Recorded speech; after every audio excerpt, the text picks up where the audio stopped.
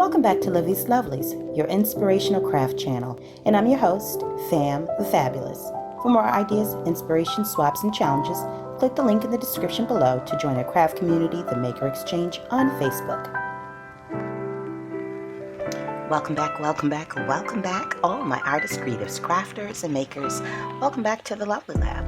Now today I am going to be making a couple of mug rugs. At least I'll show you how I make one, and then you'll be able to duplicate that process. Now, this is the mug rug that you see in most of my sip and shares. And so for those of you who are not familiar with the term mug rug, a mug rug is essentially a fabric coaster that you place your coffee cup on or drink beverage on, most likely a mugged drink, like coffee, tea, even a cup of soup. And then off to the side you have enough space to put a small snack. So the purpose of it is to catch spills and the crumbs in one place. So it's a cute little way to upcycle and repurpose fabrics. Now I made this one using actually I made two of them at the time that I made it. I made two of them out of a placemat. Now, as you know, you see placemats everywhere. You can pick them up from the thrift stores, Dollar Tree, Walmart, virtually anywhere you can get a fabric placemat. The good thing about them is that they're oftentimes two-sided, so you get the best of both worlds, much like I did here. And now this thing has been used and abused because at one point I had two of them that I could swap between, but somewhere along the lines the second one got lost in transit somewhere, so I'm down to the one. So it's time for me to make another set. Now again, with the placemats, depending on where you pick them up from, you have the options of purchasing ones or using ones with different patterns, just plain, seasonal, holiday, things of that nature. So be on the lookout for those. Another thing that you will need for this, aside from a sewing machine obviously, is seam binding. Bias tape is really what it's called. So for this project I just pulled out everything that I have. And I think I want to go with this here muted red. I may go with this one, or I may go with this one. Brick rust. So we shall see. This is vintage, so just depending on whether or not, look at it, it says $1. Depending on whether or not 86. No, it's not vintage, but this, well, one of them is, where is it? I think I used it already. But their packaging is so 1975, you know what I mean? 1972, actually more like 1960. Anyway, so I am going to pick through what I have here. Now, let me say this. If you don't have placemats, or maybe you just want, you have everything aside from the placemat, what you can easily do is you can take 2 layers of fabric, grab yourself an old t-shirt or something with the t-shirt thickness, sandwich them together and run them through your sewing machine. Maybe quilt it like so, or just a random stitch around it, an artsy stitch, being careful not to be too specific with your pattern. And you'll get the same thickness as you would from a placemat, because this is really it's 2 layers of a thicker fabric. It's in other words, it's not, if this was closed you'd have to iron it. You know what I mean? Like it's stiff. Whereas this is 3 layers of fabric, 1, 2, and then there's a thin layer of some form of a cotton, or actually batting on the inside. So you can get creative as to how you come up with this, but at this point This placemat is 18 by 1, 2, 3, 4, 5, 6, 7, 8, 9, 10, 11, 12, 13. So it's 18 by 13 inches. Let me just make sure I'm correct with that. Yep, 18 by 13 inches. And so with that, I think I am good to go ahead and make 4 mug rugs, like so. And it'll give me enough space for a coffee mug and a snack. Now, these make great gift sets. Now, I could also go a little bit smaller and go 3 of them, halved like that. If you want just, actually what I would end up with is 6 if I go this route. So it would be, I would cut here. This would be one panel, and then all of the panels will be cut in half. And I would end up with 6, which would be about the size of this, if you want something just for your mugs, okay? But for now, we are going to make a set of 4, in which case I will be working on one and walking you through how I do that, okay? So stay tuned. Let me get my backup cutting mat, and I'll be right back. Okay, so I have my fabric cutter. Now, I did recently pick up one from the Dollar Tree. It's this one. But if I'm being honest with you, yeah, that that may be fine for some things, but I'm not using it on this project. So I'm gonna go on ahead and I'm gonna slide this up and over so I'll have some space. Now, I said 18, so the halfway point would be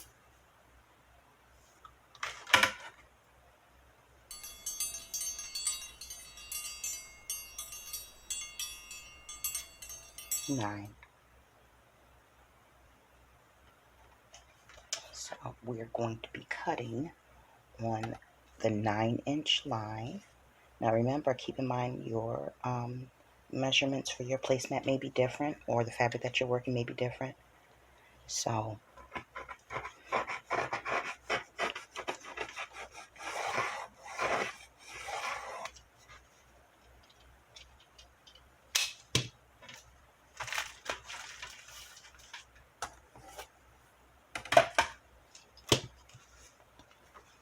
and then I'm going to take this one. I'm going to cut both of them in half. Let's see. 1 to 13, so that's 6.5 would be the halfway point for this one. Now, before I cut this here, I need to grab a couple of stick pins to ensure that nothing falls apart. Because God help us, you know, from time to time it does happen where the stitch may pop loose or whatever, but it's a great time to just reinforce what you got. All right, so going with 6 and let's see, 13 would be 6.5, 6.5. That's right. All right, so here we are with 6.5.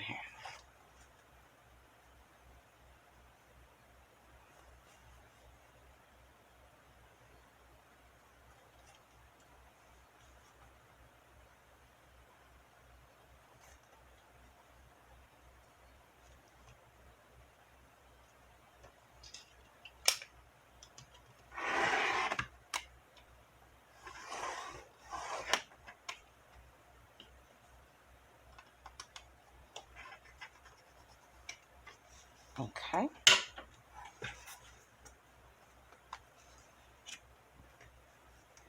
And I'm going to go ahead and cut the other ones off. Okay, so we have all 4 cut. And we're going to work from one, just from one. Now, because of the width of this bias tape, this one is wider, and I'm not certain that I want it that wide. So I'm going to go with the red. And now I'm going to show you how bias tape is supposed to be used. Which is not the way that I've used it. Not for this one anyways. So with bias tape, this is technically what you're supposed to do. I'm going to cut a little piece off so you can see. So you can do it this way. It's just not time efficient and it's not necessary. Okay. So technically with bias tape, what you're supposed to do is you are supposed to sew it like this, you know. So imagine that this is running down that way. So you sew it here all the way down, right? And you do that all the way around. I'm assuming all the way around because, again, I've never done it like that. I've done it, but I've never had to go all the way around a piece of material. So you go down like so. Once you're done with that stitch, you take this and fold it over this way, and you would run another stitch down here. Okay, I didn't do that for this. The stitch you see is the stitch I used. Simply done. Okay, so it looks like I have enough for one. I may have enough for one. Let's see.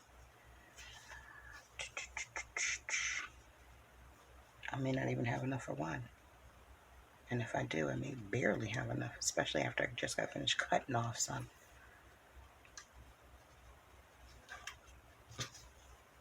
I barely have enough for one, but we'll make it work. We will make it work.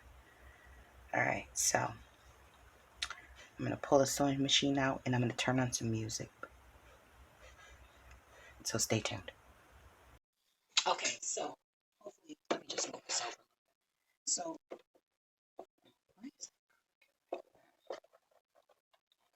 okay,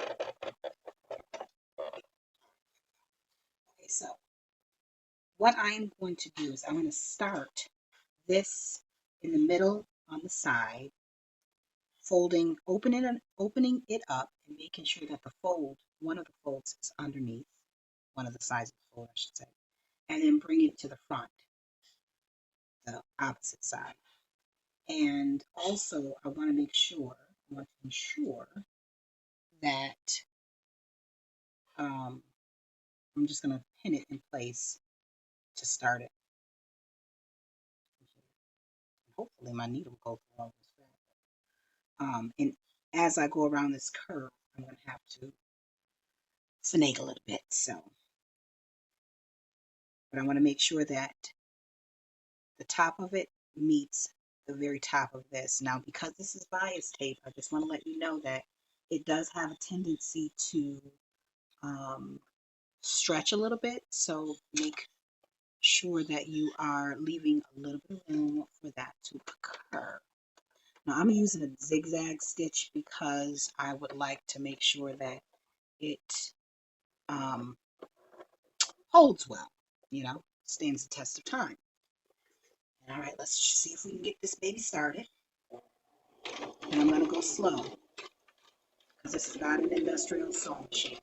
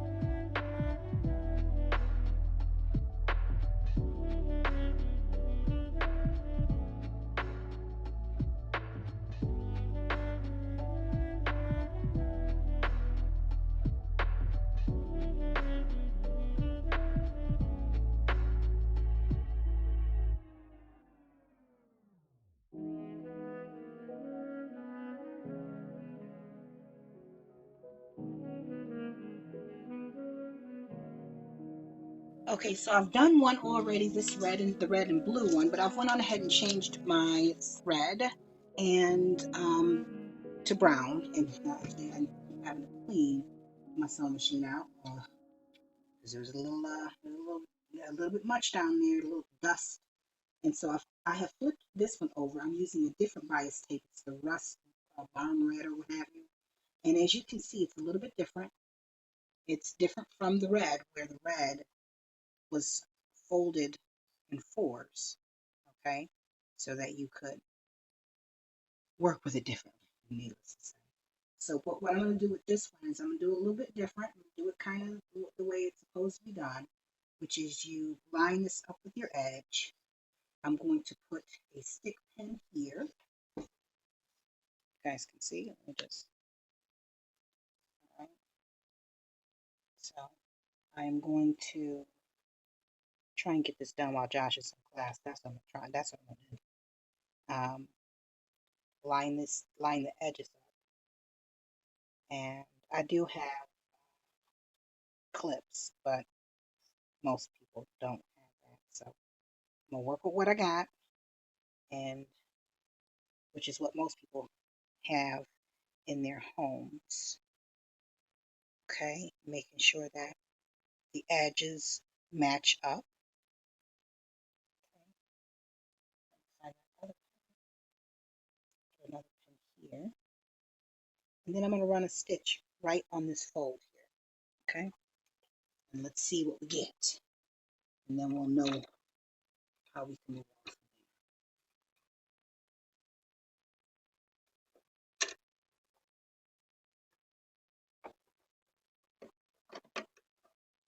And this is, I'm doing a single stitch for this one. Make sure.